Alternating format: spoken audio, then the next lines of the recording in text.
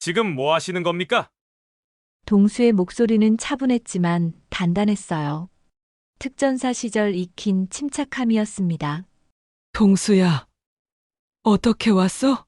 어머니가 깜짝 놀라며 동수의 이름을 불렀어요. 동수 왔구나! 박만수는 동수를 보자 표정이 약간 경직되었어요. 하지만 금세 다시 거만한 표정을 지었습니다. 어머니, 괜찮으세요? 어머니의 손목을 살펴보니 빨갛게 되어 있었습니다.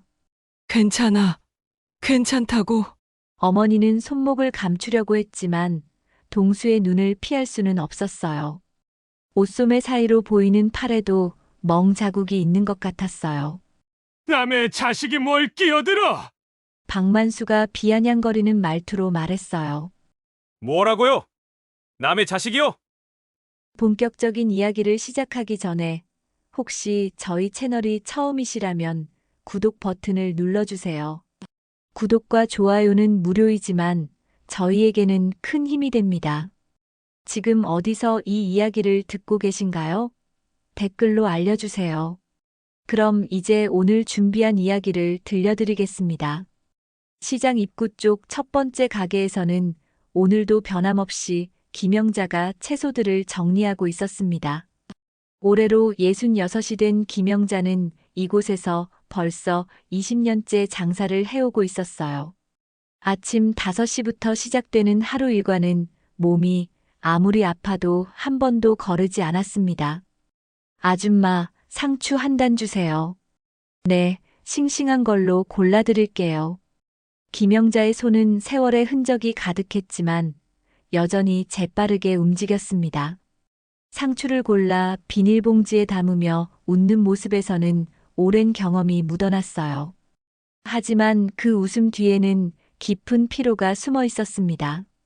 손목 부분에는 아직 완전히 사라지지 않은 멍 자국이 희미하게 남아 있었거든요. 긴팔 옷으로 가리려 했지만 조금씩 보였습니다. 남편을 일찍 여인 후 혼자서 아들을 키워내야 했던 세월이었죠. 그때는 정말 힘들었지만 아들 하나만 바라보고 살았습니다. 새벽에 일어나 도매시장에서 채소를 사오고 밤늦게까지 가게 정리를 하는 일상이었어요. 손가락 마디마디가 아픈 날에도 쉴 수 없었습니다. 아들 학비를 벌어야 했거든요. 겨울에는 손이 꽁꽁 얼어도 찬물에 채소를 씻어야 했고, 여름에는 땀이 비 오듯 흘러도 참고 견뎌야 했어요. 그때만 해도 희망이 있었습니다. 아들이 잘 자라주고 있었고, 언젠가는 나아질 거라는 믿음이 있었거든요. 실제로 아들은 김영자의 기대를 저버리지 않았어요. 아들은 어릴 때부터 똑똑했고 정의감도 강했어요. 학교에서 친구가 괴롭힘을 당하면 가만히 있지 못하는 성격이었죠. 그래서 가끔 다치고 오기도 했지만 김영자는 아들이 자랑스러웠습니다. 성적도 좋았고 선생님들께서도 칭찬을 많이 해주셨어요. 고등학교를 졸업한 후 아들은 군대에 입대했고 특전사까지 지원해서 들어갔습니다. 어머니, 저 특전사 됐어요. 훈련은 힘들지만 견딜만해요. 전화 너머로 들려오는 아들의 목소리에는 자신감이 넘쳤습니다.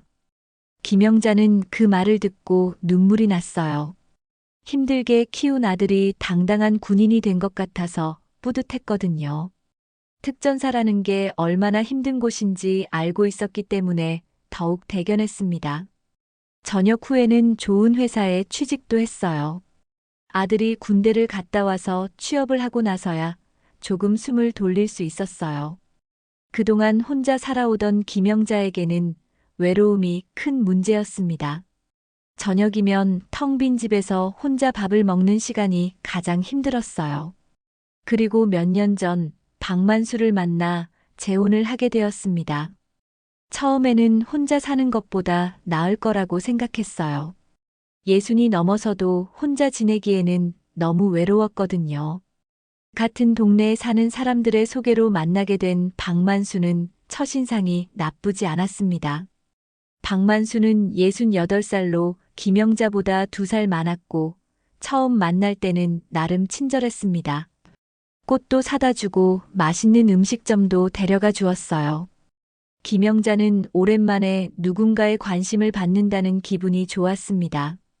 혼자 살면서 누군가와 대화할 상대가 없어서 얼마나 답답했는지 모르거든요. 영자 씨, 혼자 사시기 힘드시죠? 제가 옆에 있어 드릴게요.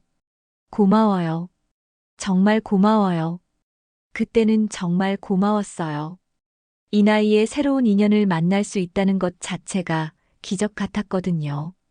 결혼식은 간소하게 치렀지만 김영자는 행복했습니다. 하지만 결혼 후의 현실은 달랐어요. 박만수는 술만 마시면 성격이 완전히 변했습니다. 작은 일에도 화를 내고 소리를 질렀어요. 처음엔 단순히 술버릇이 나쁜 정도라고 생각했지만 점점 그 정도가 심해졌습니다. 술에 취하지 않아도 짜증을 내는 일이 많아졌어요.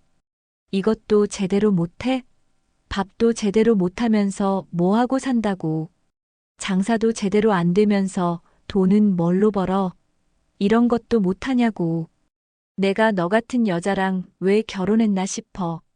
매일같이 이어지는 폭언에 김영자의 마음은 점점 지쳐갔습니다. 처음에는 말로만 하던 것이 어느 순간부터는 손까지 올리기 시작했어요. 처음 맞았을 때는 너무 충격적이어서 며칠 동안 멍하니 있었습니다. 이런 일이 정말 자신에게 일어난 건지 믿을 수 없었거든요. 멍이 드는 것을 숨기기 위해 긴팔 옷만 입게 되었고 화장으로 상처를 가리는 일이 잦아졌습니다. 여름에도 긴팔을 입으니까 시장 사람들이 이상하게 생각하기도 했어요. 하지만 설명할 수도 없었습니다. 그래도 참고 살아야겠다고 생각했어요. 이 나이에 다시 혼자 살기도 어렵고 아들에게 걱정 끼치기도 싫었거든요. 아들은 이제 자기 인생을 살아야 할 나이였으니까요. 게다가 이런 일을 아들이 알면 어떤 일이 벌어질지 뻔했습니다. 시장 상인들은 이런 상황을 어느 정도 알고 있었습니다. 가끔 큰 소리가 들리면 눈치채지 않을 수가 없었어요. 특히 옆 가게 아주머니들은 김영자의 변화를 느끼고 있었습니다. 영자 씨가 요즘 많이 수척해졌네. 원래 밝던 분인데 요즘 웃음이 없어. 뭔가 힘들어 보이는데.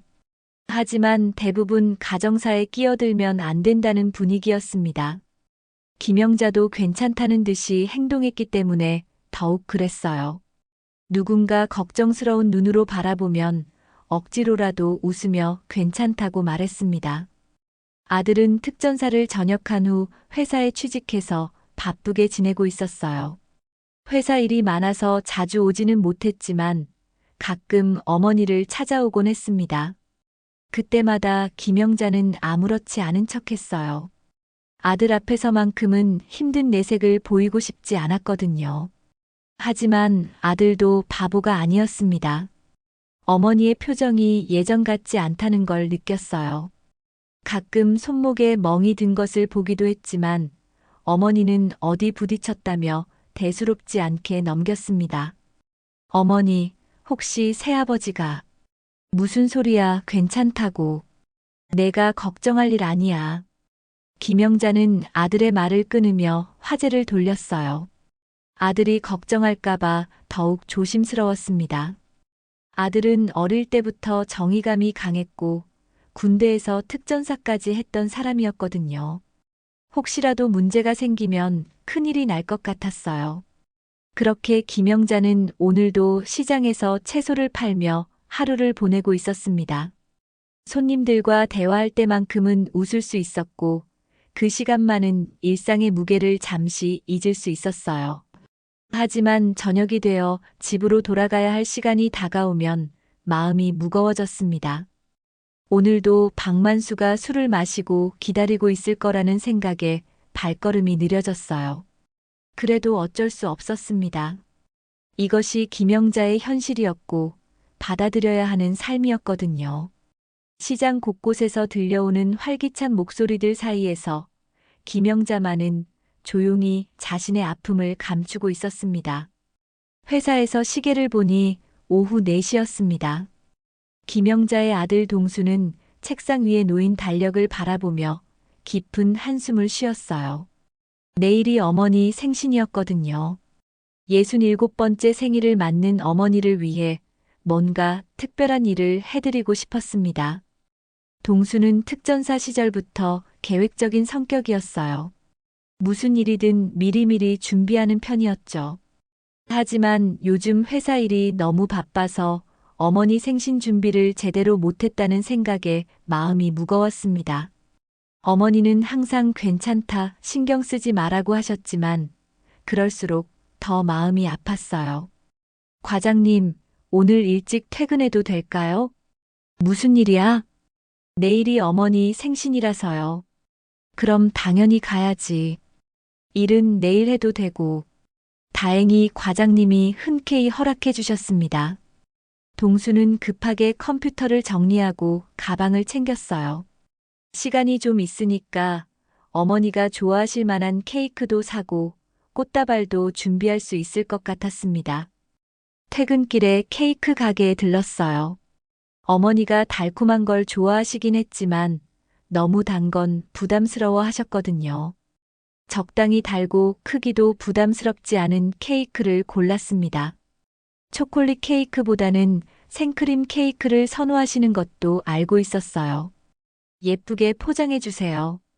어머니 생신용이거든요. 네, 알겠습니다. 정말 효자시네요. 가게 사장님의 말에 동수는 씁쓸하게 웃었습니다. 효자라고 하기에는 너무 부족했거든요. 요즘 어머니를 자주 못 봤고 보더라도 뭔가 어색한 기운을 느꼈어요. 어머니가 예전 같지 않다는 걸 알고 있었지만 구체적으로 뭐가 문제인지는 파악하지 못했습니다. 꽃집에서는 어머니가 좋아하시는 분홍색 장미로 꽃다발을 만들어 달라고 했어요. 너무 크지도 작지도 않게 어머니 취향에 맞춰서 말이죠. 장미 향이 은은하게 퍼지니까 기분이 조금 나아졌습니다. 어머니, 내일 정말 맛있는 저녁 해드릴게요. 혼잣말을 하며 걸음을 재촉했어요. 어머니가 좋아하시는 음식들을 직접 만들어드리고 싶었거든요. 시장에서 신선한 재료들을 사서 정성스럽게 요리를 해드리면 분명 기뻐하실 거라고 생각했습니다. 동수는 어릴 때부터 어머니의 요리를 보고 자랐어요. 혼자서 아들을 키우시느라 바쁘셨지만 그래도 끼니는 꼭 챙겨주셨거든요. 간단한 반찬이라도 정성스럽게 만들어주시는 모습이 기억에 남아 있었습니다. 군대에서도 어머니 손맛이 그리웠고 지금도 마찬가지였어요. 시장에 도착하니 오후 5시가 넘어 있었습니다. 평소보다 일찍 와서 그런지 시장이 아직 활기차 보였어요. 여러 가게를 돌아다니며 장을 보는 사람들, 큰 소리로 물건을 파는 상인들의 모습이 정겨웠습니다. 먼저 정육점에 들러 고기를 샀어요. 어머니가 좋아하시는 불고기용 소고기였습니다. 너무 비싼 부위는 부담스러워 하시니까 적당한 가격대의 고기를 골랐어요. 그래도 질은 좋은 걸로 말이죠. 아저씨, 이거 불고기용으로 썰어주세요. 네, 알겠습니다. 어르신께 해드리는 거예요? 네, 어머니 생신이거든요. 그럼 더 부드럽게 썰어드릴게요. 정육점 아저씨의 배려가 고마웠습니다. 이런 작은 친절들이 모여서 따뜻한 시장 분위기를 만드는 거라고 생각했어요. 채소 가게에서는 상추와 깻잎, 마늘, 양파를 샀습니다.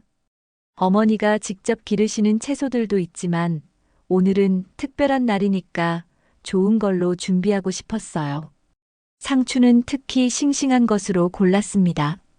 생선 가게에서는 어머니가 좋아하시는 조기를 샀어요. 조림용으로 적당한 크기의 것들이었습니다. 어머니의 조기조림은 정말 맛있었거든요. 달콤짭 조름한 양념이 밴 조기를 흰밥에 올려 먹으면 그렇게 맛있을 수가 없었어요. 마지막으로 반찬 재료들을 더 샀습니다. 어머니가 좋아하시는 나물들과 김치 담글 재료들까지 말이죠. 장바구니가 무거워졌지만 기분은 좋았어요. 내일 어머니가 얼마나 기뻐하실지 상상하니까 절로 웃음이 나왔습니다. 그런데 시장 입구 쪽에서 웅성거리는 소리가 들렸어요. 사람들이 모여서 뭔가를 보고 있는 것 같았습니다. 평소 같으면 그냥 지나쳤겠지만 오늘은 왠지 신경이 쓰였어요. 뭔 일이야? 저기 좀 봐. 지나가던 사람들의 대화가 귀에 들렸습니다. 동수는 호기심이 생겨서 그쪽으로 발걸음을 옮겼어요. 케이크 상자와 꽃다발 그리고 장바구니를 들고 있어서 좀 불편했지만 가까이 다가갔습니다. 시장 입구 첫 번째 가게, 그러니까 어머니 가게 쪽에서 소리가 나고 있었어요. 사람들이 둘러서서 보고 있는데 뭔가 심상치 않은 분위기였습니다. 동수는 마음이 급해져서 더 빨리 걸었어요. 야, 이런 것도 제대로 못해? 익숙한 목소리가 들렸습니다. 박만수의 목소리였어요. 하지만 평소보다 훨씬 거칠고 화가 난 톤이었습니다. 동수는 이상한 느낌이 들어서 더 가까이 다가갔어요. 사람들 사이로 비집고 들어가니까 상황이 보였습니다. 박만수가 어머니 앞에 서서 큰 소리를 치고 있었어요. 어머니는 고개를 숙인 채 아무 말도 하지 않고 있었습니다. 주변 사람들은 그저 구경만 하고 있을 뿐이었어요. 장사도 제대로 안 되면서 뭐래? 박만수의 목소리가 더 커졌습니다. 어머니는 여전히 고개를 들지 않고 있었어요. 손으로 앞치마를 꽉 쥐고 있는 모습이 보였습니다. 동수는 가슴이 답답해지기 시작했어요. 이런 상황을 본 적이 없었거든요.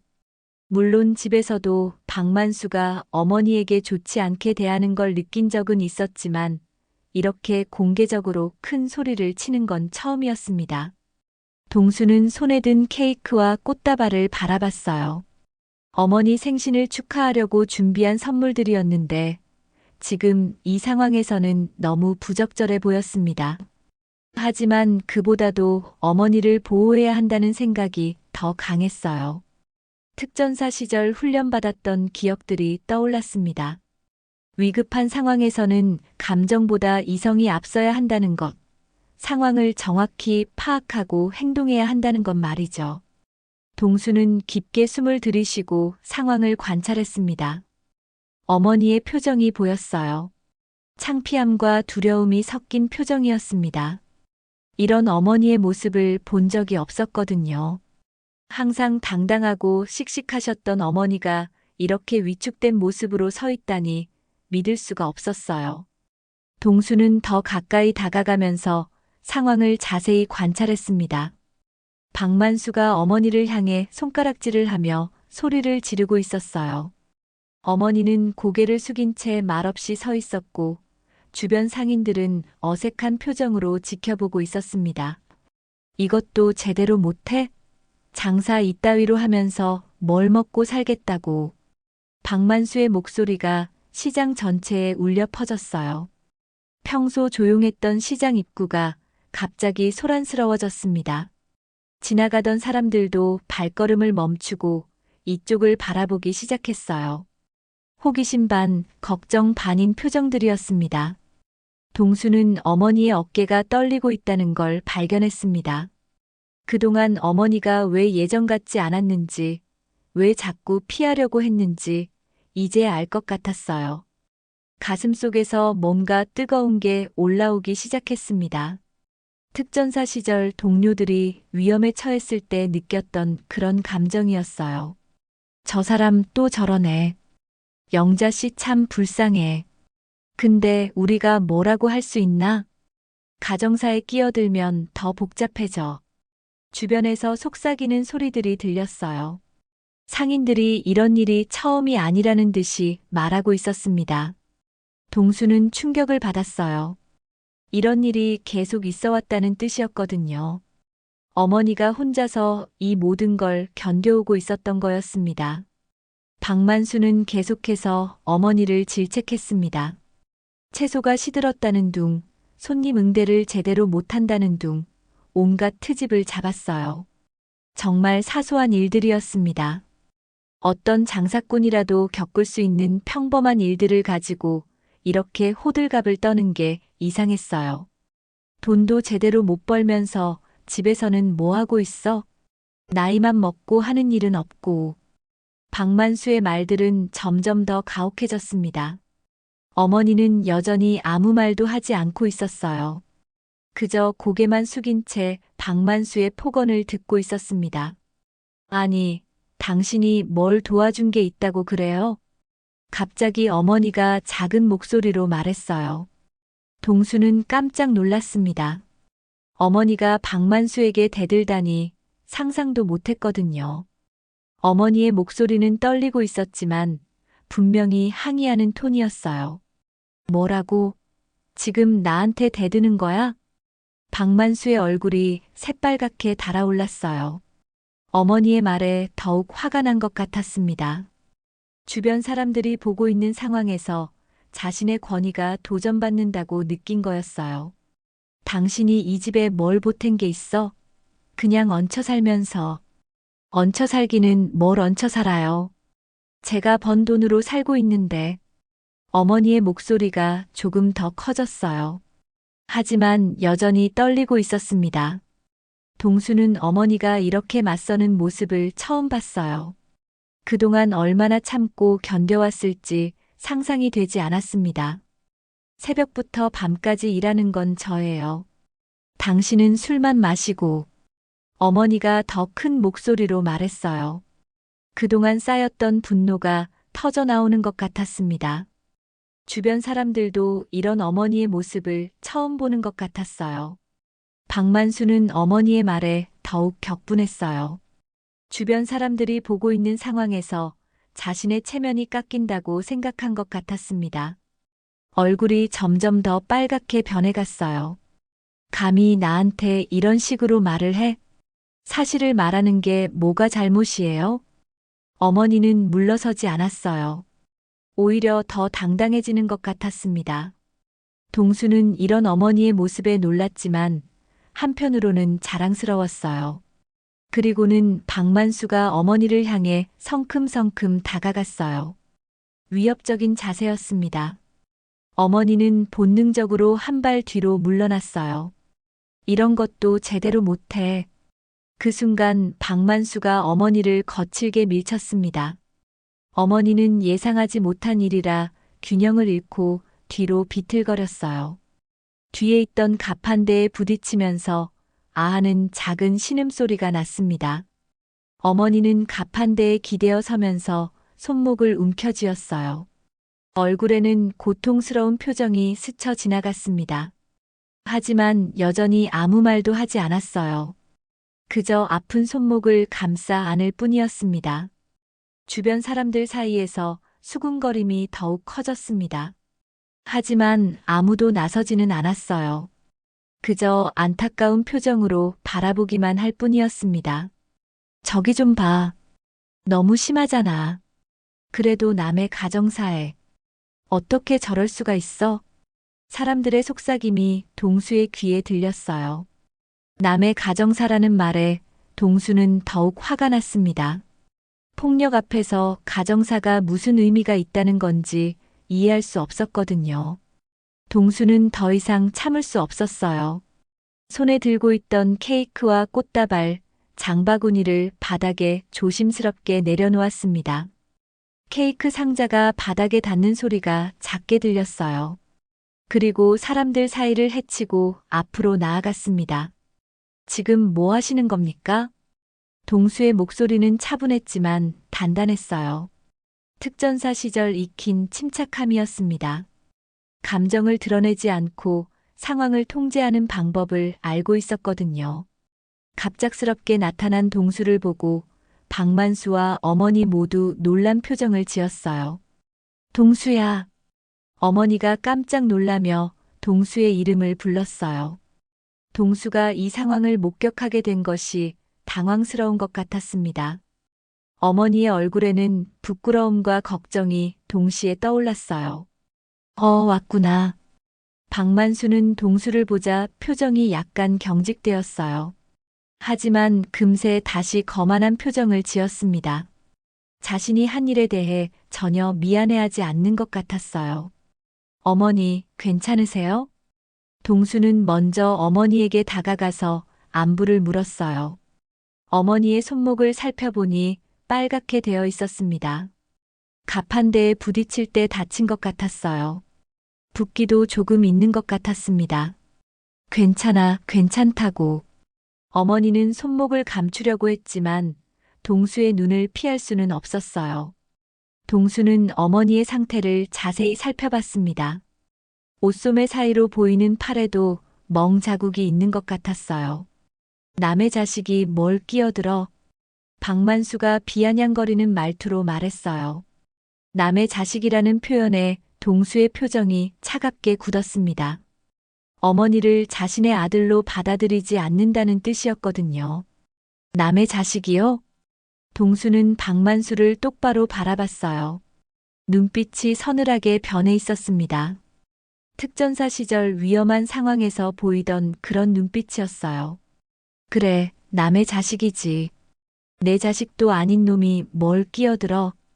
박만수는 더욱 도발적으로 말했어요. 주변 사람들이 보고 있는 상황에서 자신의 체면을 세우려는 것 같았습니다. 그리고는 시장 사람들을 향해 큰 소리로 외쳤어요. 이 녀석은 내 자식도 아니야. 남의 자식이 집안일에 끼어들고 있어. 박만수의 말에 주변 사람들이 웅성거렸어요. 어떤 사람들은 동수를 동정하는 눈으로 바라봤고 어떤 사람들은 어색해했습니다. 이런 가족 갈등을 공개적으로 보게 된 것이 불편한 것 같았어요. 어머니는 상황이 더 커질까봐 두려워하는 표정이었어요. 동수가 화를 낼까봐 걱정되는 것 같았습니다. 동수야, 그냥 가자. 괜찮다고. 어머니가 동수의 팔을 잡으며 말렸어요. 하지만 동수는 움직이지 않았습니다. 박만수를 계속 바라보고 있었어요. 동수의 눈빛은 점점 더 차가워졌습니다. 어머니가 그동안 얼마나 힘들어했을지, 얼마나 많은 일들을 혼자 견뎌왔을지 상상이 되었거든요. 그리고 자신이 그런 어머니의 고통을 모르고 있었다는 사실이 더욱 화나게 했어요. 주변 상인들도 긴장한 기색이 역력했습니다. 동수의 분위기가 평범하지 않다는 걸 느꼈거든요. 군인 출신이라는 소문을 들은 사람들도 있었어요. 박만수도 동수의 눈빛을 보고 약간 위축되는 것 같았어요. 하지만 여전히 거만한 태도를 유지했습니다. 자신이 이 집의 가장이라는 생각에서 벗어나지 못하고 있었거든요. 그리고 주변 사람들이 보고 있는 상황에서 물러설 수도 없다고 생각하는 것 같았어요. 동수는 박만수의 말을 듣고 있었지만 표정 하나 변하지 않았습니다. 오히려 더욱 침착해 보였어요. 특전사 시절 위급 상황에서 배운 자세 제어였습니다. 감정적으로 대응하면 상황이 더 악화될 수 있다는 걸 알고 있었거든요. 남의 자식이라고 하셨는데 그럼 어머니한테 왜 그러시는 거죠? 동수의 목소리는 여전히 차분했어요. 하지만 그 안에는 분명한 경고의 뉘앙스가 담겨 있었습니다. 박만수는 동수의 태도에서 뭔가 위압감을 느꼈는지 살짝 뒤로 물러섰어요. 내가 내 마누라한테 뭘 어떻게 하든 그게 내가 상관할 일이야. 박만수가 목소리를 높였지만 처음처럼 당당하지는 않았어요. 동수의 눈빛이 심상치 않다는 걸 느끼고 있었거든요. 하지만 주변 사람들이 보고 있는 상황에서 체면을 세우려고 계속 강하게 나왔습니다. 마누라라고 하셨는데 마누라를 저렇게 밀치는 게 맞나요? 동수가 한 걸음 더 다가섰어요. 박만수와의 거리가 점점 가까워졌습니다. 동수는 박만수보다 키도 크고 체격도 좋았어요. 군 생활로 다져진 몸은 확실히 위압적이었습니다. 어머니는 두 사람 사이의 긴장감을 느끼고 더욱 불안해했어요. 혹시라도 큰일이 날까봐 걱정되었거든요. 동수가 어릴 때부터 정의감이 강했던 걸 알고 있었기 때문에 더욱 그랬습니다.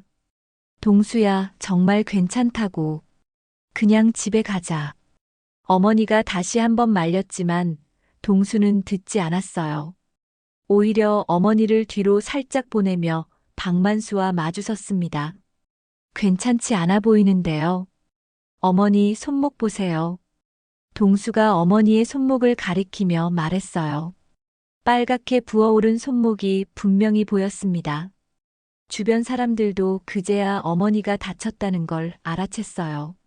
어머, 영자 씨 손목이 진짜 다쳤네. 병원에 가봐야 하는 거 아니야? 상인들의 걱정스러운 목소리가 들렸어요. 박만수는 이런 분위기가 부담스러웠는지 변명을 늘어놓기 시작했습니다. 아니야, 그냥 살짝 부딪힌 거야. 내가 밀친 게 아니라고. 살짝 부딪혔는데 손목이 저렇게 부어요? 동수의 추궁에 박만수는 말문이 막혔어요. 변명할 거리가 없었거든요. 모든 사람이 박만수가 어머니를 밀치는 걸 봤으니까요. 그게 원래 약했나 보지. 박만수의 변명은 점점 더 궁색해졌어요.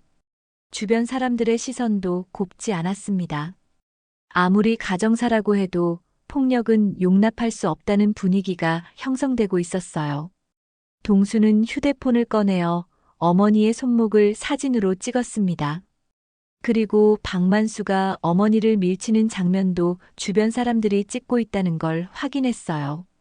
뭐 하는 거야? 왜 사진을 찍어? 박만수가 당황하며 물었어요. 사진을 찍는다는 건 증거를 남긴다는 뜻이었거든요. 갑자기 상황이 심각해지는 것 같아서 불안해졌습니다. 증거 남기는 거예요. 혹시 모르잖아요.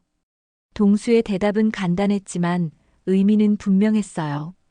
이런 일이 또 일어날 수 있다는 걸 염두에 둔 것이었습니다.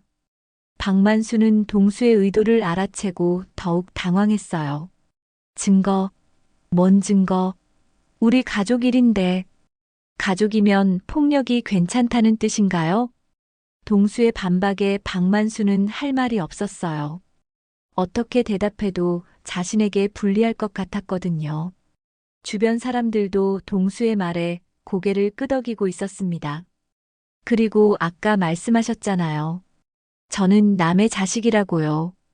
그럼 남의 자식 어머니한테 왜 그러시는 거죠? 동수가 박만수의 말을 그대로 되돌려줬어요. 박만수는 자신이 한 말에 발목이 잡힌 것을 깨달았습니다. 남의 자식이라고 해놓고는 그 어머니를 함부로 대한 것이 모순이었거든요. 그게. 박만수가 말을 더듬었어요. 논리적으로 반박할 방법이 없었습니다. 오히려 자신이 더 곤란한 상황에 빠진 것 같았어요. 그때 주변에서 지켜보던 상인 중 한 명이 나섰습니다. 평소 어머니와 친하게 지내던 옆가게 아주머니였어요. 만수 씨, 이건 너무 심하잖아요. 영자 씨가 얼마나 고생하는데. 맞아요. 새벽부터 밤까지 일하시는 분인데. 다른 상인들도 하나둘씩 어머니 편을 들기 시작했어요. 평소에는 가정사라며 끼어들지 않았지만 이제는 상황이 달랐습니다. 직접적인 폭력을 목격한 이상 더 이상 침묵할 수 없었거든요. 박만수는 점점 궁지에 몰리는 기분이었어요. 평소 같으면 큰 소리를 치며 사람들을 위축시켰을 텐데 동수가 있으니까 그럴 수도 없었습니다. 당신들이 뭘 알아? 우리 집 사정도 모르면서.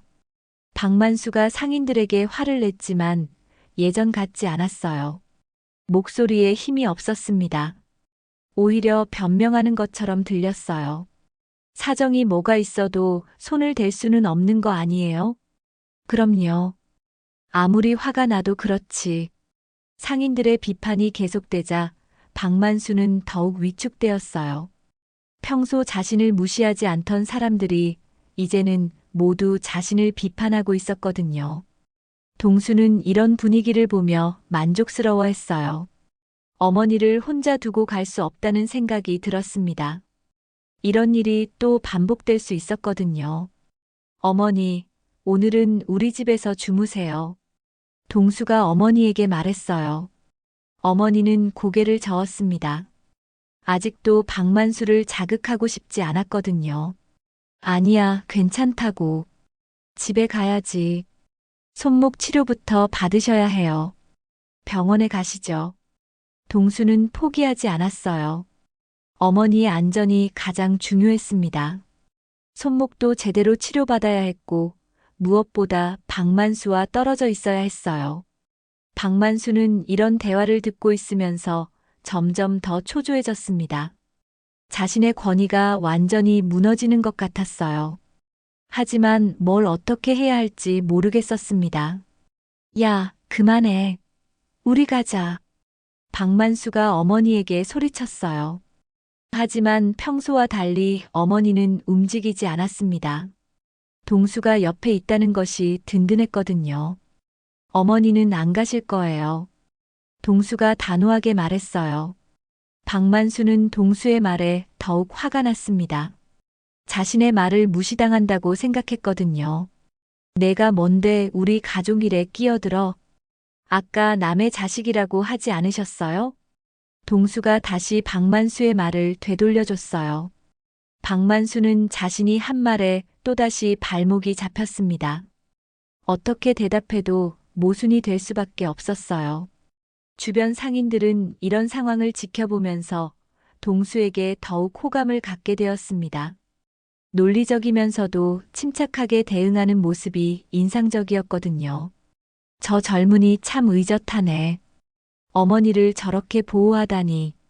군인 출신이라더라. 역시 다르네. 상인들의 수군거림이 박만수의 귀에 들렸어요. 모든 사람이 동수 편을 들고 있다는 것을 깨달았습니다. 이런 상황에서는 더 이상 버틸 수가 없었어요. 박만수는 점점 궁지에 몰리는 상황이 견딜 수 없었습니다. 자신의 권위가 완전히 땅에 떨어진 기분이었어요. 주변 사람들의 시선도 차갑게 변했고 동수는 계속해서 자신을 압박하고 있었습니다. 이런 상황에서 체면을 세우려면 더 강하게 나가는 수밖에 없다고 생각했어요. 야, 내가 뭔데 우리 집안일에 간섭이야. 박만수가 동수에게 소리를 질렀습니다. 하지만 동수는 전혀 위축되지 않았어요. 오히려 더욱 차분한 표정으로 박만수를 바라봤습니다. 간섭이 아니라 어머니를 보호하는 거예요. 동수의 목소리는 여전히 침착했지만 단호했어요. 박만수는 이런 동수의 태도가 더욱 화나게 했습니다. 젊은 놈이 자신을 무시한다고 생각했거든요. 보호? 누구를 보호한다고? 이건 우리 부부 사이 일이야.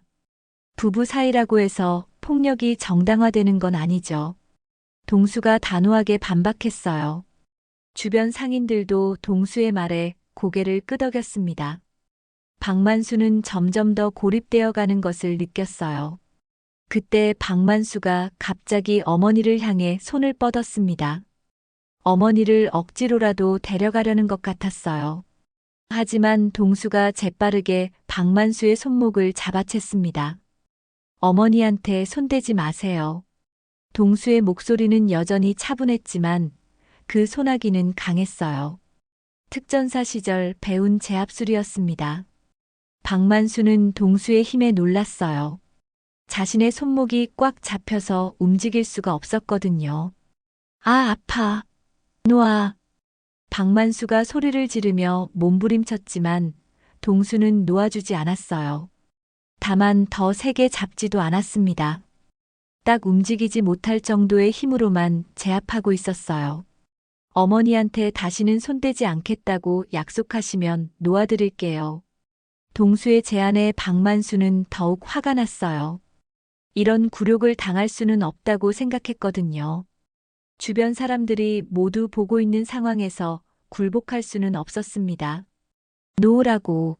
지금 뭐 하는 거야? 박만수가 더 큰 소리로 외쳤지만 동수는 미동도 하지 않았어요. 오히려 더욱 침착하게 말했습니다. 약속하세요. 어머니한테 손대지 않겠다고. 약속이 뭐야? 내 마누라인데. 박만수의 대답에 동수의 표정이 더욱 차가워졌어요. 아직도 어머니를 자신의 소유물로 생각하고 있다는 게 분명했거든요. 주변 상인들은 이런 상황을 숨을 죽이고 지켜보고 있었어요. 동수의 침착함과 박만수의 당황함이 대조적이었습니다. 누가 봐도 동수가 상황을 완전히 통제하고 있었어요. 만수 씨, 그냥 약속하세요. 맞아요. 이미 다 본 사람들이 많은데. 상인들이 박만수에게 조언했지만 박만수는 끝까지 고집을 피웠어요. 자신의 체면이 더 중요했거든요. 그때 어머니가 나섰습니다. 만수 씨, 그만해요. 사람들이 다 보고 있잖아요. 어머니의 목소리는 떨리고 있었지만 분명했어요. 박만수는 어머니의 말에 더욱 당황했습니다. 평소 같으면 어머니가 자신 편을 들어줬을 텐데 이번에는 달랐거든요. 영자야, 너도 저놈 편을 드는 거야? 편을 드는 게 아니라 그만 좀 해요. 창피해요. 어머니가 처음으로 박만수에게 당당하게 맞섰어요. 동수가 옆에 있다는 것이 든든했고 더 이상 참을 수가 없었거든요. 박만수는 어머니마저 자신을 반대한다는 사실에 충격을 받았어요. 완전히 혼자가 된 기분이었습니다. 주변 모든 사람이 자신을 적으로 여기는 것 같았거든요. 좋아, 알겠어.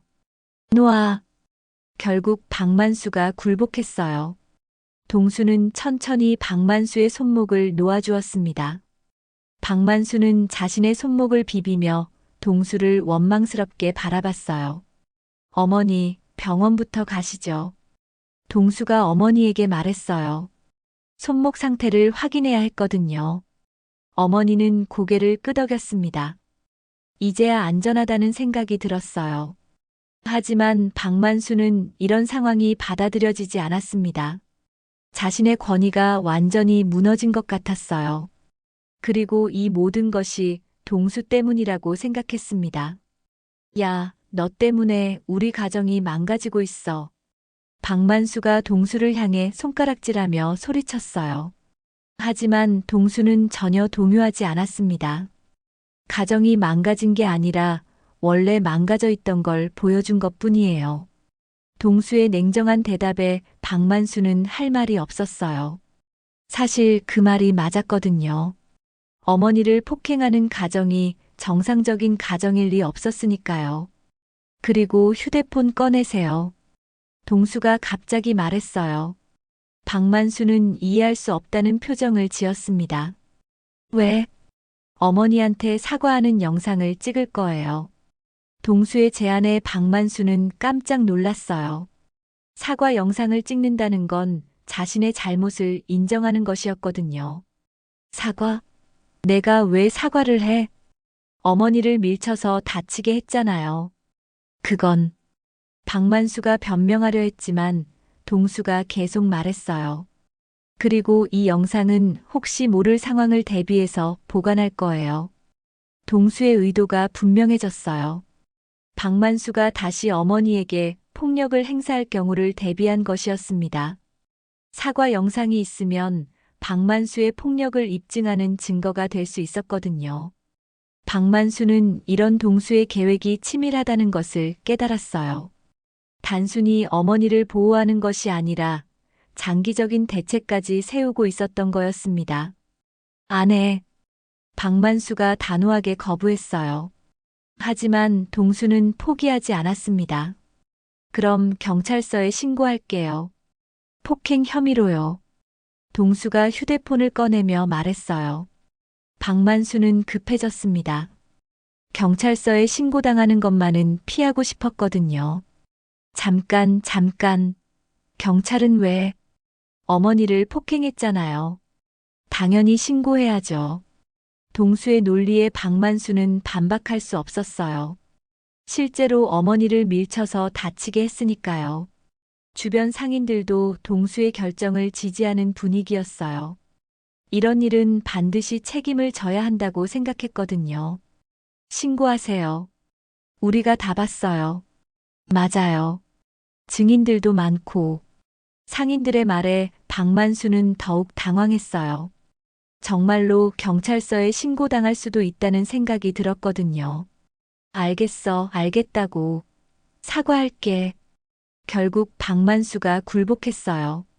동수는 휴대폰 카메라를 켜고 박만수를 향해 들었습니다. 어머니를 향해서 진심으로 사과하세요. 동수의 지시에 박만수는 마지못해 어머니를 바라봤어요. 어머니는 복잡한 표정으로 박만수를 바라보고 있었습니다. 미안해. 박만수가 작은 목소리로 말했어요. 하지만 진심이 담겨 있지 않다는 것이 누구나 알 수 있었습니다. 다시 하세요. 제대로요. 동수가 단호하게 말했어요. 박만수는 어쩔 수 없이 더 큰 목소리로 사과했습니다. 영자야, 미안해. 앞으로는 손대지 않을게. 이번에는 좀 더 진심이 담긴 것 같았어요. 동수는 영상 촬영을 마치고 휴대폰을 주머니에 넣었습니다. 사과 영상을 촬영한 후에도 동수는 안심하지 않았습니다. 박만수의 사과가 진심이 아니라는 걸 누구보다 잘 알고 있었거든요. 단지 상황을 모면하기 위한 것일 뿐이었어요. 동수는 휴대폰을 다시 꺼내어 신고 전화를 걸기 시작했습니다. 뭐 하는 거야? 사과했잖아. 박만수가 당황하며 소리쳤어요. 사과를 했으니 이제 끝난 줄 알았는데 동수가 또 다른 행동을 취하니까 불안해졌습니다. 사과한 것과 신고하는 것은 별개예요. 어머니가 다쳤으니까 당연히 신고해야죠. 동수의 논리는 명확했어요. 폭행으로 인한 상해가 발생했으니 법적인 절차를 밟는 것이 당연했습니다. 박만수는 이런 동수의 체계적인 대응에 당황했어요. 잠깐만. 굳이 경찰까지 부를 필요가 있어? 박만수가 동수를 말렸지만 동수는 이미 전화를 걸고 있었어요. 주변 상인들도 동수의 결정이 옳다는 표정이었습니다. 여보세요, 경찰서죠? 신고할 게 있습니다. 동수의 목소리가 시장에 울려 퍼졌어요. 박만수는 정말로 경찰이 올 수도 있다는 생각에 식은땀이 났습니다. 시장에서 가정폭력이 일어났고요. 피해자가 다쳤습니다. 네, 증인들도 많이 있어요. 동수가 상황을 정확히 설명했어요. 경찰 측에서도 즉시 출동하겠다고 답변했습니다. 박만수는 점점 더 초조해졌어요. 야, 취소해. 빨리 취소하라고. 박만수가 동수에게 매달렸지만 동수는 단호했어요. 이미 신고가 접수된 상황이었고 취소할 이유도 없었거든요. 취소할 수 없어요. 어머니가 다치신 건 사실이니까요. 동수는 어머니의 손목을 다시 한번 확인했어요. 부기가 더 심해진 것 같았습니다. 빨리 병원에 가서 치료를 받아야 할 상태였어요. 어머니는 이런 상황이 벌어진 것에 대해 복잡한 심정이었습니다.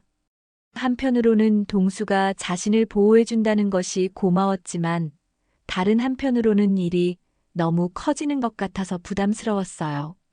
동수야, 이 정도면 됐지 않을까? 어머니가 조심스럽게 말했지만 동수는 고개를 저었어요. 이런 일이 반복되지 않도록 확실히 해야 했거든요. 안 돼요, 어머니. 이런 일이 또 생기면 어떡해요? 동수의 우려는 현실적이었어요. 박만수의 성격상 오늘 일이 지나가면 다시 어머니에게 화풀이를 할 가능성이 높았거든요. 그때 시장 상인 중 한 명이 나서서 말했습니다. 영자 씨, 이번에는 제대로 해야 해요. 우리가 다 봤으니까 증언도 해줄 수 있고요. 맞아요. 이런 일이 한두 번이 아니잖아요. 다른 상인들도 하나둘씩 나서기 시작했어요. 평소에는 가정사라며 끼어들지 않았지만 이제는 달랐습니다.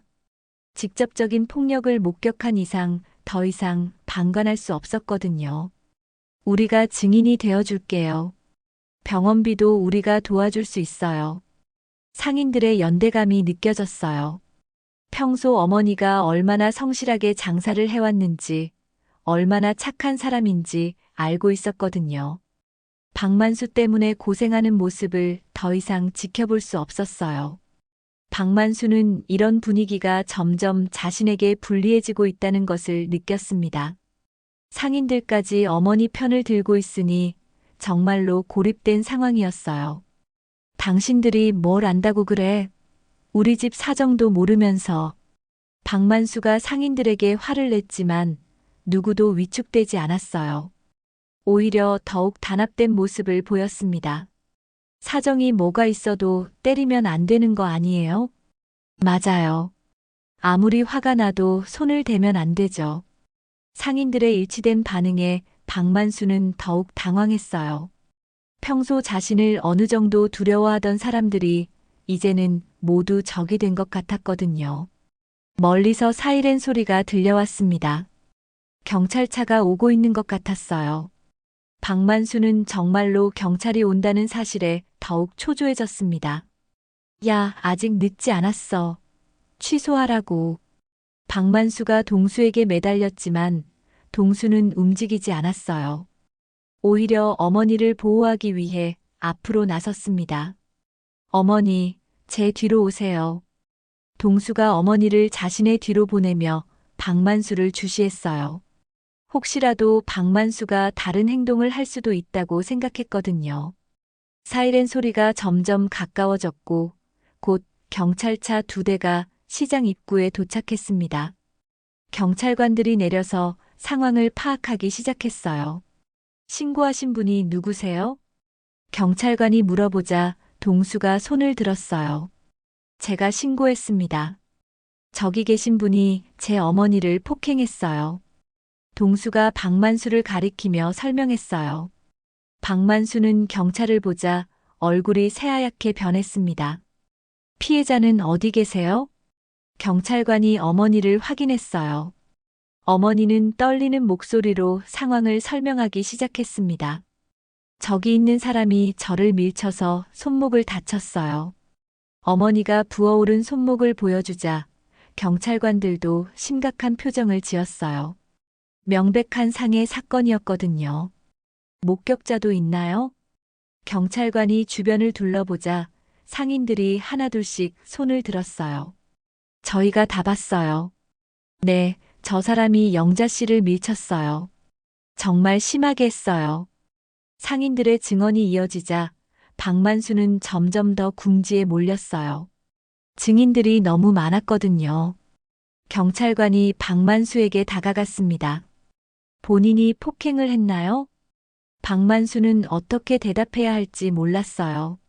부인하자니 증인들이 너무 많았고 인정하자니 처벌이 두려웠거든요. 그게 실수였어요. 실수. 박만수가 어색하게 변명했지만 경찰관은 받아들이지 않았어요. 실수든 고의든 상해를 입힌 건 사실이네요. 일단 조사를 받으셔야겠습니다. 경찰관의 말에 박만수는 더욱 당황했어요. 정말로 경찰서에 가야 하는 상황이 된 거였습니다. 그리고 피해자분은 병원에 가서 진단서를 받으셔야 해요. 경찰관이 어머니에게 설명했어요. 상해 사건의 경우 의료진의 진단이 필요했거든요. 동수는 이런 절차가 진행되는 것을 보며 안도했어요. 이제야 어머니를 제대로 보호할 수 있을 것 같았거든요. 박만수는 경찰관들 사이에서 조사를 받기 시작했어요. 그동안의 폭력 행위에 대해서도 질문이 이어졌습니다. 상인들의 증언에 따르면 이번이 처음이 아니었거든요. 어머니는 동수와 함께 병원으로 향했어요. 손목 상태를 정확히 진단받고 치료를 받아야 했습니다. 그리고 진단서를 받아서 사건을 정식으로 진행해야 했어요. 시장은 다시 평온을 되찾았지만 분위기는 전과 달랐어요. 상인들 사이에서는 동수에 대한 칭찬이 이어졌습니다. 정말 의젓한 아들이네. 어머니를 저렇게 보호하다니. 군인 출신이라 다르긴 다르네. 병원에서 어머니의 손목 검사를 받는 동안 동수는 복잡한 심정이었습니다. 엑스레이 결과 다행히 골절은 없었지만 인대 손상과 타박상이 확인되었어요. 의사는 2주 정도는 무리하지 말고 치료에 집중해야 한다고 했습니다. 진단서도 발급해 드릴게요. 필요하시면 언제든 말씀하세요. 의사의 배려로 진단서까지 받을 수 있었어요. 동수는 이 진단서가 중요한 증거가 될 거라고 생각했습니다. 박만수의 폭력을 법적으로 입증할 수 있는 자료였거든요. 어머니는 병원에서 나오면서 처음으로 안도의 한숨을 내쉬었어요. 그동안 얼마나 많은 걸 혼자 견뎌왔는지 이제야 털어놓을 수 있을 것 같았습니다. 동수야, 고마워. 정말 고마워. 어머니의 목소리에는 감사함과 함께 미안함도 섞여 있었어요. 아들에게 이런 걱정을 끼쳤다는 생각에 마음이 무거웠거든요. 어머니가 왜 미안해 하세요? 제가 더 일찍 알아차렸어야 했는데. 동수도 자책하고 있었어요. 어머니의 변화를 느꼈으면서도 구체적으로 파악하지 못했던 자신이 원망스러웠습니다. 이제부터는 달라질 거예요. 제가 지켜드릴게요. 동수의 다짐에 어머니는 눈물을 흘렸어요. 오랫동안 혼자 견뎌왔던 시간들이 떠올랐거든요. 이제야 정말로 보호받는다는 느낌이 들었습니다. 경찰서에서 연락이 왔어요. 박만수에 대한 조사가 진행 중이고 추가 진술이 필요하다는 내용이었습니다. 동수와 어머니는 경찰서로 향했어요. 경찰서에 도착하니 박만수가 조사실에서 조사를 받고 있었습니다. 동수는 박만수의 모습을 보며 복잡한 감정을 느꼈어요. 미움보다는 안타까움이 더 컸습니다. 피해자분과 신고자분 진술을 받겠습니다. 담당 형사가 동수와 어머니를 별도의 조사실로 안내했어요. 어머니는 처음 경찰서에 와보는 것이라 긴장하고 있었습니다. 진술서 작성이 처음이시죠? 천천히 하셔도 됩니다. 형사의 배려로 어머니는 조금 마음이 편해졌어요. 그동안 박만수에게 당했던 일들을 차근차근 진술하기 시작했습니다. 어머니의 진술은 생각보다 구체적이었어요. 언제부터 폭력이 시작되었는지, 어떤 식으로 진행되었는지 자세히 기억하고 있었거든요. 형사도 놀란 표정이었습니다. 이런 일들이 계속 있었는데 왜 신고하지 않으셨어요? 형사의 질문에 어머니는 한참을 말하지 못했어요. 그때는 신고할 생각을 하지 못했었거든요. 참고 살아야 한다고만 생각했어요. 아들한테 걱정 끼치고 싶지 않아서요. 어머니의 대답에 동수는 마음이 아팠어요. 자신 때문에 어머니가 더 많은 고통을 감내했다는 생각이 들었거든요. 동수의 진술도 이어졌습니다. 오늘 목격한 상황과 그동안 느꼈던 어머니의 변화에 대해 자세히 설명했어요. 특히 박만수의 폭력성과 어머니에 대한 태도를 구체적으로 진술했습니다. 피의자가 계속 폭언과 폭행을 일삼았다는 거네요. 네, 오늘만의 일이 아닙니다. 시장 상인들도 모두 알고 있어요.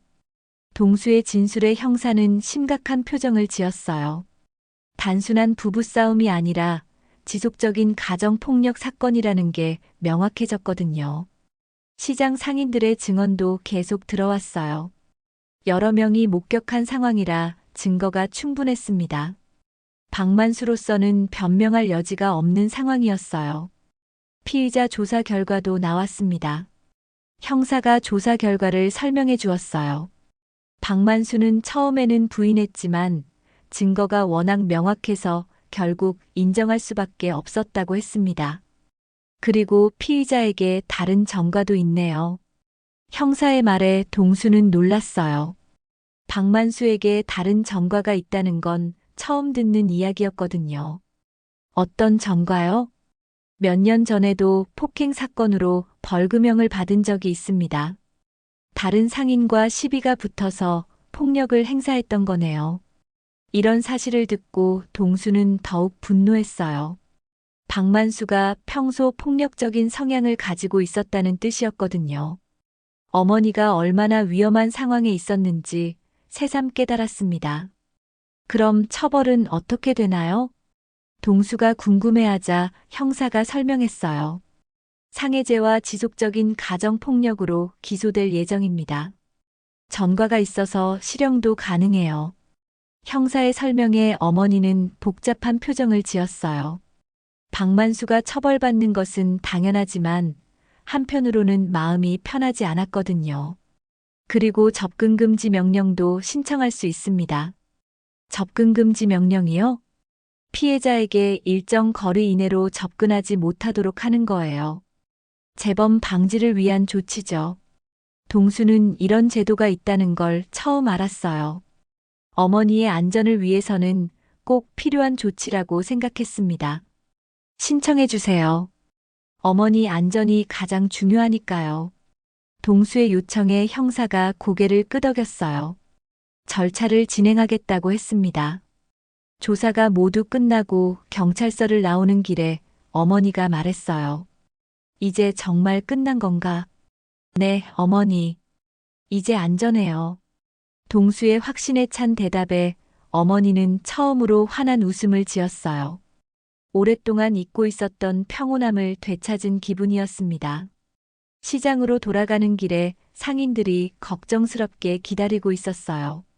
어머니의 상태를 궁금해하는 사람들이 많았거든요. 영자 씨, 괜찮아요? 병원에서 뭐라고 했어요? 상인들의 관심에 어머니는 감동했어요. 그동안 혼자라고 생각했는데 이렇게 많은 사람이 자신을 걱정해주고 있었던 거였습니다. 다행히 큰 부상은 아니에요. 2주 정도 쉬면 된대요. 어머니의 대답에 상인들이 안도했어요. 모두가 진심으로 걱정하고 있었던 게 느껴졌습니다. 그 사람은 어떻게 됐어요? 경찰서에서 조사받고 있어요. 아마 처벌받을 거예요. 동수의 설명에 상인들이 고개를 끄덕였어요. 당연한 결과라고 생각하는 분위기였습니다. 이제 마음 편히 장사하세요. 우리가 다 지켜볼게요. 상인들의 따뜻한 말에 어머니는 또다시 눈물을 흘렸어요. 이런 관심과 사랑을 받는다는 것이 얼마나 소중한지 새삼 깨달았거든요. 동수는 어머니를 자신의 집으로 모셨어요. 당분간은 혼자 있으면 안 될 것 같았거든요. 어머니도 동수와 함께 있으면 안전하다는 생각이 들었습니다. 어머니, 내일이 생신이잖아요. 늦었지만 축하해 드릴게요. 동수가 오늘 아침에 준비했던 케이크와 꽃다발을 다시 꺼냈어요. 시장에서 있었던 일 때문에 잊고 있었던 거였습니다. 아, 맞다. 내 생일이구나. 어머니도 깜빡하고 있었어요. 오늘 하루가 너무 길고 복잡했거든요. 정말 특별한 생일이 됐네요. 어머니의 말에 동수도 웃었어요. 정말로 잊을 수 없는 생일이 된 것 같았습니다. 3개월이 지난 어느 토요일 오후 시장은 평소보다 더욱 활기차 보였습니다. 어머니의 채소 가게 앞에는 생일 때 받았던 꽃다발 사진이 예쁘게 액자에 담겨 걸려 있었어요. 그 옆에는 정직한 장사, 신선한 채소라고 쓰인 새 간판도 달려 있었습니다. 아줌마, 상추 2단이랑 깻잎 1단 주세요. 네, 싱싱한 걸로 골라드릴게요. 어머니의 목소리에는 예전에 없던 활기가 넘쳤어요. 손목도 완전히 회복되었고 무엇보다 마음의 짐이 벗겨진 것 같았습니다. 손님들과 대화할 때도 웃음이 끊이지 않았어요. 영자 씨, 요즘 정말 밝아지셨네요. 그러게요. 예전 모습으로 돌아오신 것 같아요. 옆 가게 상인들의 말에 어머니는 환하게 웃었어요. 정말로 오랜만에 찾은 평안함이었습니다. 박만수는 법원에서 징역 8개월의 집행유예 2년을 선고받았어요. 그리고 어머니에게 500m 이내 접근금지 명령도 내려졌습니다. 상습적인 가정폭력과 상해 혐의가 모두 인정된 결과였어요. 재판 과정에서 시장 상인들이 모두 증인으로 나서주었습니다. 어머니가 얼마나 성실하고 착한 사람인지, 박만수가 얼마나 폭력적이었는지 생생하게 증언해 주었어요. 판사도 이런 증언들을 바탕으로 엄중한 판결을 내렸습니다. 다시는 피해자에게 접근하거나 연락하지 마시기 바랍니다. 판사의 엄중한 경고에 박만수는 고개를 숙일 수밖에 없었어요. 그동안의 잘못을 뼈저리게 후회하고 있었거든요. 동수는 그날 이후로 매주 주말마다 어머니를 도와주고 있었습니다. 회사 일이 바빠도 어머니와 보내는 시간만큼은 꼭 지켰어요. 오늘도 평소처럼 시장에 나와 있었습니다. 어머니, 무거운 건 제가 할게요. 동수가 배추 박스를 들어올리며 말했어요. 어머니는 아들이 이렇게 도와주는 것이 고마우면서도 미안했습니다. 동수야, 내가 매주 와줘서 정말 고마워. 하지만 내일도 바쁜데 어머니 도와드리는 게 제일 중요한 일이에요. 동수의 진심 어린 말에 어머니는 또다시 감동했어요. 이런 아들을 둔 것이 세상에서 가장 큰 축복이라고 생각했습니다. 시장 사람들도 동수를 보는 시선이 달라졌어요. 어머니를 지키기 위해 용감하게 나섰던 그날의 모습이 아직도 생생했거든요. 저 젊은이 정말 의젓해. 어머니를 저렇게 보호하다니 정말 대견해. 우리 아들도 저랬으면 좋겠네. 상인들의 칭찬이 이어질 때마다 어머니는 뿌듯해했어요. 동수도 이런 관심이 부담스럽기보다는 따뜻하게 느껴졌습니다. 동수 씨, 특전사 출신이라면서요? 새로운 손님이 궁금해하며 물었어요. 동수에 대한 소문이 시장 전체에 퍼져 있었거든요. 네, 그렇습니다. 동수가 겸손하게 대답했어요. 자랑하려는 게 아니라 단순한 사실을 말하는 것뿐이었습니다. 역시 다르네요. 그래서 그렇게 침착하게 대처할 수 있었구나. 손님의 감탄에 동수는 약간 쑥스러워했어요. 하지만 어머니는 아들이 자랑스러워 보였습니다. 우리 동수가 어릴 때부터 정의감이 강했어요. 군대에서도 특전사까지 했으니까 정말 대견하죠. 어머니가 아들 자랑을 하자 주변 사람들이 웃음을 터뜨렸어요. 자식 자랑하는 어머니의 모습이 정겨웠거든요. 점심시간이 되자 동수는 어머니를 위해 도시락을 준비했어요. 어머니가 좋아하는 반찬들로 직접 만든 것이었습니다. 어머니, 드세요. 고마워, 동수야. 어머니가 도시락을 받아들며 행복해했어요. 아들이 직접 만든 음식을 먹는다는 것 자체가 감동이었거든요. 맛있어? 응, 정말 맛있어. 우리 동수 요리 솜씨가 늘었네. 어머니의 칭찬에 동수도 기뻐했어요. 어머니가 행복해하는 모습을 보는 것이 가장 큰 보람이었거든요. 오후가 되자 동수는 어머니와 함께 시장 정리를 했어요.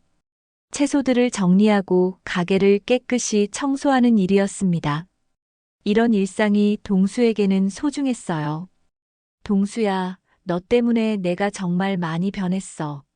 어머니가 정리를 하면서 말했어요. 예전에는 상상도 못했던 평안함을 느끼고 있었거든요. 어머니가 변한 게 아니라 원래 모습을 찾으신 거예요. 동수의 말에 어머니는 고개를 끄덕였어요. 정말로 그런 것 같았거든요. 박만수와 함께 있을 때는 자신이 누구인지도 잊고 살았던 것 같았어요. 해가 저물어가자 시장도 하나둘씩 문을 닫기 시작했어요. 어머니와 동수도 마지막 정리를 하고 집으로 향할 준비를 했습니다. 동수야, 정말 고마워. 뭐가 고마워요? 당연한 일인데. 아니야, 정말 고마워. 내가 아니었으면. 어머니는 말을 잇지 못했어요. 만약 동수가 그날 나타나지 않았다면 어떻게 되었을지 상상만 해도 끔찍했거든요. 어머니, 이제 그런 일은 없을 거예요. 제가 계속 지켜드릴 테니까. 동수의 다짐에 어머니는 안심했어요. 정말로 든든한 아들이 있다는 것이 얼마나 큰 힘인지 새삼 깨달았습니다. 집으로 가는 길에 어머니가 동수에게 말했어요. 동수야, 내가 군대에서 배운 것들이 어머니를 지키는 데 쓰였구나. 네, 어머니. 특전사에서 배운 건 나라를 지키는 것이었는데, 이제는 어머니를 지키는 데 쓰고 있어요. 동수의 말에 어머니는 가슴이 뭉클했어요. 아들이 자신을 위해 모든 걸 다 해주고 있다는 생각이 들었거든요. 어머니를 지키는 일, 그게 제 인생의 마지막 임무입니다. 동수가 어머니를 바라보며 진심을 담아 말했어요. 어머니는 이런 아들이 있다는 것에 감사함을 느꼈습니다. 시장 입구를 지나며 두 사람의 뒷모습이 석양 속으로 사라져갔어요. 어머니와 아들이 함께 걸어가는 모습은 정말로 아름다웠습니다. 오랫동안 잃어버렸던 평화를 되찾은 모습이었거든요. 시장의 다른 상인들도 이 모습을 따뜻한 시선으로 바라봤어요. 정의로운 아들이 어머니를 지켜내는 모습에 모두가 감동받았거든요. 이런 이야기가 있어서 세상이 아직은 살만하다는 생각이 들었습니다. 어머니와 동수는 이제 새로운 일상을 시작했어요. 두려움 없이 살 수 있는 평범하지만 소중한 일상 말이죠. 그리고 이런 일상이 계속될 수 있도록 동수는 어머니를 계속 지켜나갈 것입니다. 오늘도 들어주셔서 감사합니다. 좋아요와 구독으로 응원해 주시면 더욱 좋은 이야기로 찾아뵙겠습니다.